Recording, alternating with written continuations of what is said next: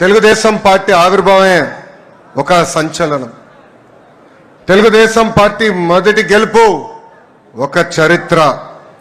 రాజకీయాల్లో రికార్డులు సృష్టించాలన్నా, ఆ రికార్డులు బద్దలగొట్టాలన్నా అది కేవలం ఒక తెలుగుదేశం పార్టీతోనే సాధ్యం. మూడు అక్షరాలు తెలుగు వారి ఆత్మగౌరవం కోసం తొడగొట్టాయి. ఆ మూడు అక్షరాలు తెలుగు ప్రజల గుండె చెప్పుడుగా మారినాయి.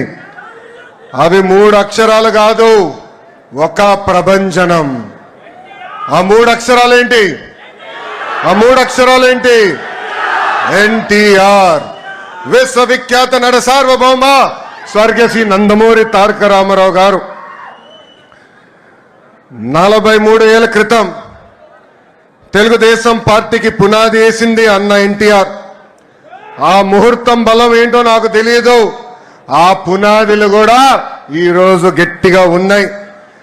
పార్టీ పెట్టిన 9 నెలల అధికారంలోకి వచ్చి తెలుగు వారి సత్తా ఏంటో ఢిల్లీకి తెలియజేసిన వ్యక్తి అన్న ఎన్టీఆర్.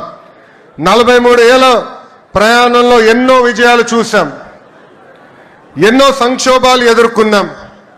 కానీ ఎన్ని కష్టాలు వచ్చినా ఎత్తిన పసుపు జెండా దించకుండా, మడిమ తిప్పకుండా తెలుగుదేశం పార్టీకి కాపలా కాసింది ఈ పసుపు సైన్యం.